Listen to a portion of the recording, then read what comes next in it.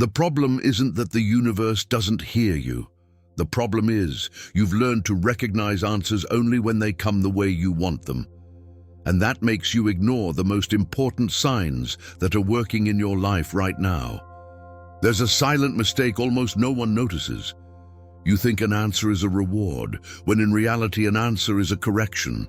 And while you're waiting for confirmation, the universe is trying to adjust something much deeper, something that, if delivered right now, would break you from the inside. If you feel like you're close to something bigger, but it always seems like something stalls at the last moment, this video is no coincidence. There's a hidden detail in how the universe responds that completely changes everything you believe about manifestation. And almost no one realizes it in time. There's a quiet point where almost everyone gets confused. You feel like you're putting in the effort, aligning your thoughts, trying to do everything right, and still the results don't show up as promised. This creates the sensation that something invisible is stuck, as if there's a force ignoring your requests. But that's not the real mistake happening here. The human mind has been trained to recognize answers only as rewards. If what you asked for didn't come, you call it failure. If the opposite came, you call it a block. If nothing changed, you call it silence. What almost no one realizes is that the ancient laws never worked through direct approval. They always responded through silent adjustment, realigning before delivering. The universe doesn't operate like an ordering system, nor like a judge deciding who deserves what. It operates as a field of coherence. When something doesn't arrive, something in you is being touched first. But that rarely looks like a positive answer. Most of the time, it looks like a mistake, a delay, or confusion along the way.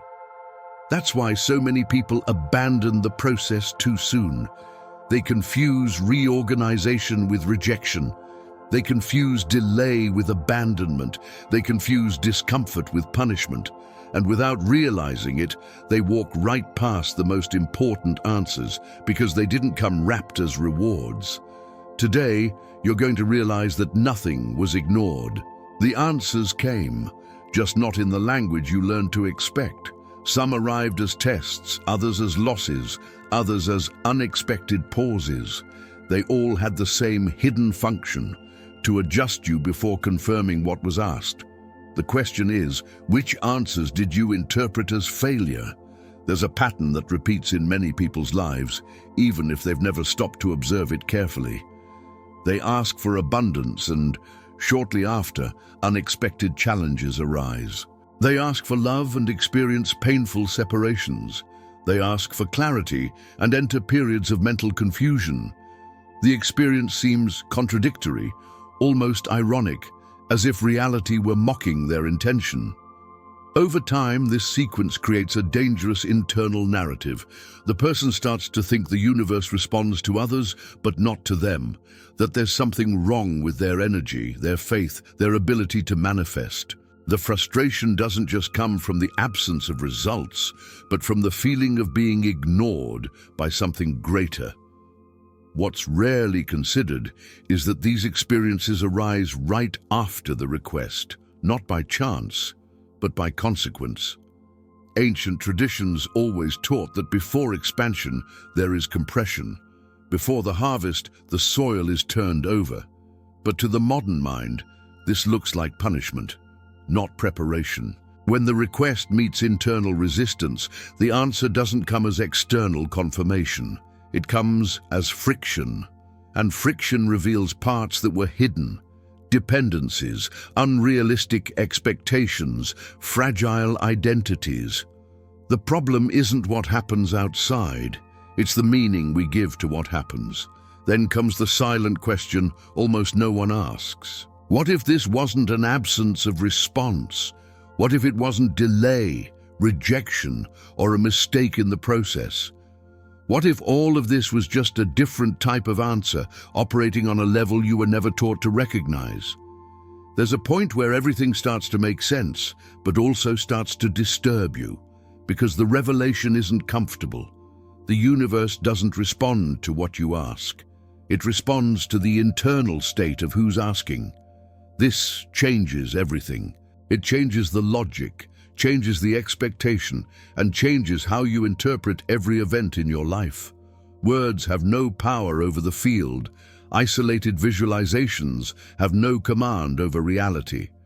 Desires by themselves don't move anything. What really emits a signal is your active identity, what you're being while you ask. The field doesn't react to conscious intention, but to the unconscious frequency that sustains that intention.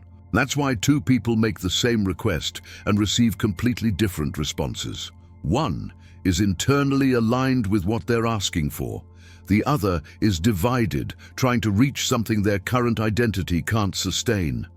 The universe doesn't judge this as right or wrong. It simply responds with absolute precision. When the answer comes as discomfort, it's not because something failed. It's because something needs to be adjusted first. The field corrects the internal structure first, then releases the external form. This correction almost never feels like kindness. It feels like resistance. It feels like frustration. It feels like you're going backward. What almost no one realizes is that this discomfort is a sign of communication, not rejection. It's the universe saying, this version of you can't sustain what you asked for. And while this version is active, the answer will keep coming as adjustment, not as delivery. The real question isn't why it didn't arrive. It's why does it hurt so much when it responds? There's a moment when everything starts to change, and it doesn't happen when the answer arrives, but when your reading of it changes. Whenever something seems to go wrong, the mind rushes to fix the external, adjust the technique, or repeat the request with more force.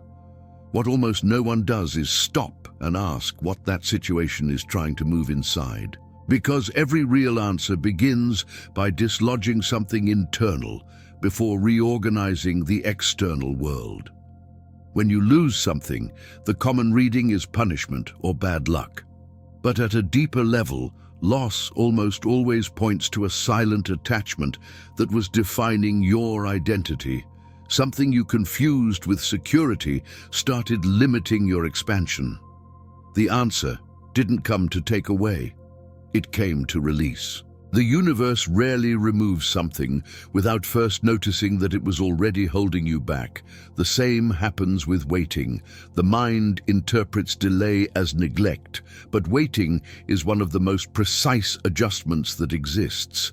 It forces maturation, reorganizes expectations, and reveals whether the desire is real or just escape. Many things don't arrive because if they arrived now, they would confirm a version of you that still can't sustain what you're asking for. The pause isn't denial, it's silent preparation. Frustration, meanwhile, is the clearest sign of internal misalignment. It arises when there's a gap between who you believe you are and who you're being in the field. Frustration doesn't appear to punish you, but to expose that distance. It's like an emotional mirror showing where your identity still hasn't caught up with your intention. Ignoring it means missing the message. Listening to it means accelerating the adjustment. When you start looking at it this way, everything changes. The answer stops being something that comes from outside and becomes something that reorganizes you from within. The universe doesn't respond to please, confirm, or reward. It responds to reconfigure, and the sooner you understand this, the faster you realize that even the discomfort was working in your favor. The question now isn't, why did this happen to me? But what exactly is this trying to transform me into? Perhaps the biggest mistake is believing the universe works on delay, that there's an invisible line, a waiting period, an unjustified lag before the reward arrives. This idea comforts the ego because it preserves the current version of who you are, but it hides something much deeper that almost no one is willing to face. What really happens is more subtle and more intelligent. In many moments, the universe isn't postponing anything. It's observing whether the identity you sustain today could maintain what you say you want. And when the answer is no, the delivery doesn't come, not as punishment, but as coherence. If the request requires a more stable, more mature, or more whole version of you, the answer comes first as tension. It comes as discomfort. It comes as situations that pressure exactly the points that still can't sustain what was asked for. This is the point where many interpret it as bad luck, blockage, or spiritual test. The apparent silence isn't an absence of response. It's a refusal to confirm an incompatible identity. The field doesn't negotiate with incoherence, not because it's rigid, but because it's precise, confirming before the adjustment would create collapse later. That's why the intelligence of the system acts before manifestation. When you understand this, something shifts quietly inside. You stop asking for less pain and start asking for more truth. You stop demanding comfortable signs and start recognizing precise signs. And then you realize the universe was never behind schedule. It was just waiting for you to become capable of sustaining what you asked for. And that changes everything, doesn't it? After everything you've heard, one thing becomes clear. The universe was never silent. It's been in constant dialogue with who you're becoming, not with what you were asking for. When you understand this, something changes in your internal state. The anxiety decreases, the confusion dissolves, and the feeling of being behind disappears. True transformation happens when you stop interpreting challenges as rejection and start seeing them as recalibration. Every pause, every discomfort, every detour was an attempt to align your identity with what you said you wanted to live. The field doesn't respond to empty desires. It responds to coherence. Here's the final detail almost no one notices. When you change how you read the signs, the universe doesn't need to shout anymore. The answers become more subtle, faster, and more precise, because now you're listening from the right place. If this made sense to you, leave a comment saying which answer from the universe you only understood just now. Like this video, subscribe to the channel, turn on notifications, and continue this journey here with Manifest Now.